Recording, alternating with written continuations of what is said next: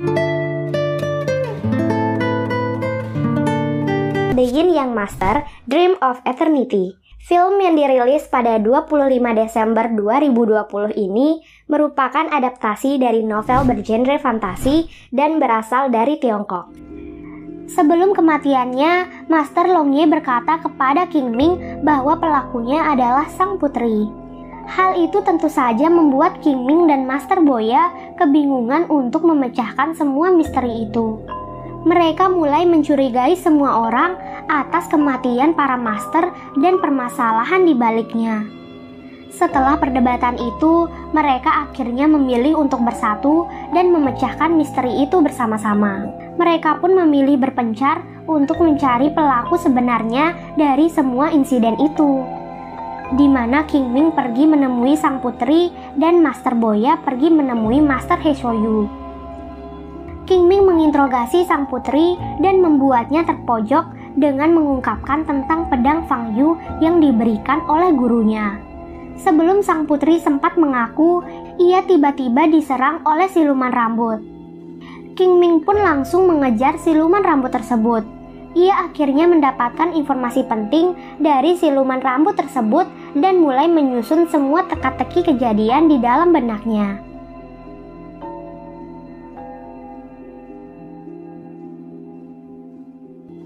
Ia pun langsung teringat kepada Master Boya dan langsung bergegas mencarinya. Di sini akhirnya terungkap bahwa putri kekaisaran adalah ratu yang sebenarnya. Ratu yang selama ini mereka ketahui hanyalah boneka yang dikuasai oleh He Shoyu. Sang ratu akhirnya mengakui semuanya dan berkata bahwa ia memang menjadi awet muda demi bisa menyegel ular bencana yang berada di dalam tubuhnya dalam waktu yang cukup lama. Hal itu juga akhirnya yang membuatnya terkurung selama ratusan tahun di dalam kota kekaisaran. Dengan berkali-kali mengubah identitasnya dan satu persatu kehilangan orang yang ia sayangi. Ia pun akhirnya dipilih oleh kaisar dan akhirnya masuk ke dalam istana. Sampai pada akhirnya ia pun dipilih menjadi ratu. Demi melindungi rahasia dirinya yang tak pernah menua, ia pun akhirnya dibesarkan sebagai putri di luar istana. Ular bencana yang berada di dalam tubuhnya telah menelan semua perasaannya selama bertahun-tahun dan tersegel di dalam tubuhnya. Guru Zongxing juga merupakan salah satu orang yang ia sayangi dahulu. Sebenarnya, sang ratu ingin mengeluarkan ular bencana di dalam tubuhnya untuk bisa menyelamatkan He Shoyu.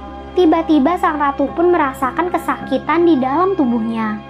Hal itu membuat King Ming dan Master Boya berlari ke arahnya. Namun He Shoyu malah mengirim mereka ke dalam tempat yang akan terkubur oleh pasir.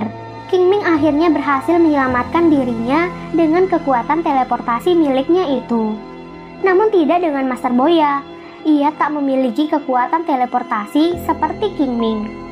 Dengan kekuatannya, akhirnya King Ming mampu menyelamatkan dan menarik Master Boya dari kematian. Di tempat lainnya, Ratu terlihat lemah dan tak berdaya. Ia pun akhirnya mengingat kenangannya bersama Zongxing dahulu.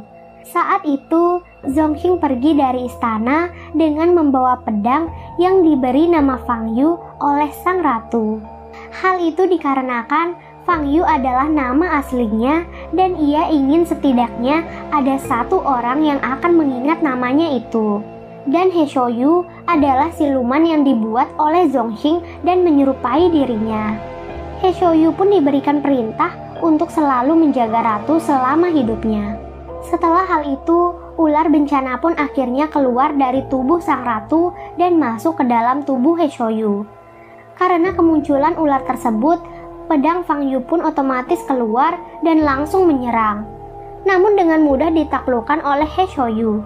Setelah memasukkan ular ke dalam tubuhnya, He Shoyu masih merasa tubuhnya belum cukup kuat. Ia pun akhirnya pergi bersama ratu untuk menghisap hasrat yang lebih banyak dari luar istana dan menjadi semakin kuat. King Ming dan Master Boya tak bisa tinggal diam melihat hal itu. Mereka pun berniat untuk mencegah ular itu keluar dari kota kekaisaran. He Shoyu berniat untuk membawa ratu keluar dari kota dan menikmati kehidupan. Namun Ratu lantas menolak hal itu dan langsung menjatuhkan dirinya bersama Hesoyu. Ular bencana itu pun lantas melahap mereka dan memasukkan mereka ke dalam tubuhnya. Melihat hal itu, Qingming langsung memanggil 3 roh pelindung miliknya. Mereka adalah batu pembunuh, pelukis gila, dan anjing salju. Pelukis gila langsung melindungi Qingming, sementara yang lainnya pergi melumpuhkan ular bencana tersebut. Dengan kekuatannya, batu pemburu dan anjing salju berusaha keras melumpuhkan ular tersebut. Lalu keluarlah Hesoyu dari dalam tubuh ular tersebut. Dengan kekuatan teleportasi miliknya, ia mulai melumpuhkan roh pelindung itu satu persatu. Berbagai lapisan pelindung mulai dirusakkan oleh ular bencana yang dipimpin oleh Hesoyu. Di sini Master Boya pun akhirnya memutuskan untuk melakukan sesuatu. Ia berkata bahwa ia akan menggunakan tubuhnya untuk membangkitkan burung vermilion dan membantu Qingming untuk mengalahkan Hesoyu.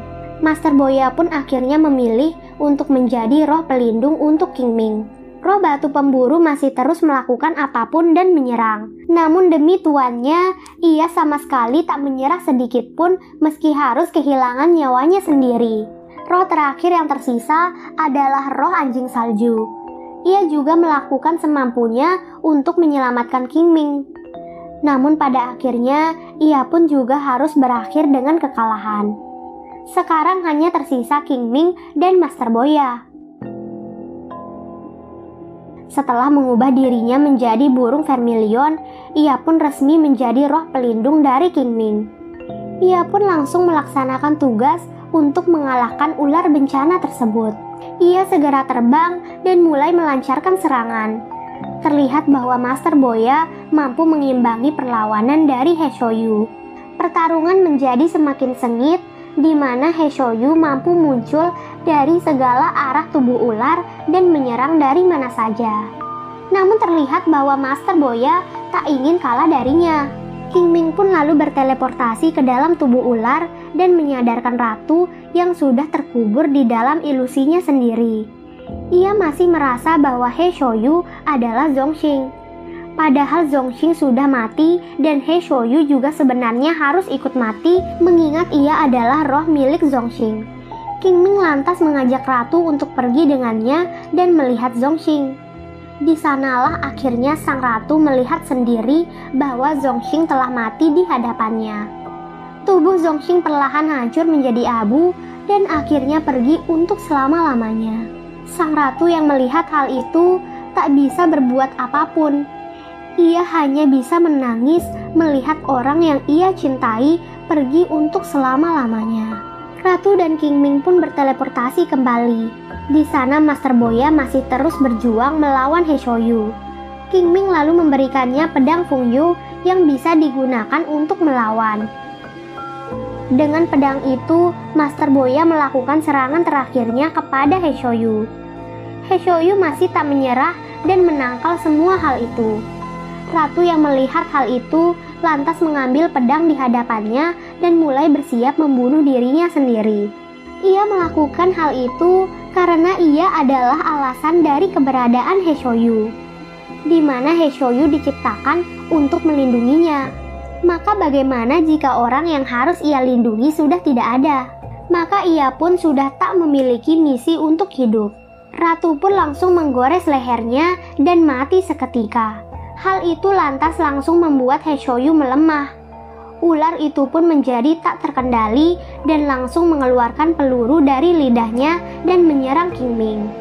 Namun Master Boya langsung melebarkan sayapnya dan menerima semua serangan itu dengan tubuhnya.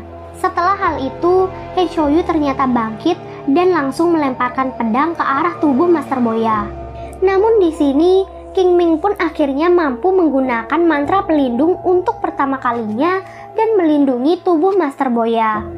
Dan dengan hal itu, ia mampu melancarkan serangan dan akhirnya membunuh Hesoyu. Hesoyu akhirnya menunaikan kewajibannya, yaitu menemani dan melindungi Ratu seumur hidupnya dan mati bersama Ratu. Film diakhiri dengan perpisahan antara Qingming dan Master Boya yang sudah menjadi roh pelindung untuk Qingming. Dan film pun selesai.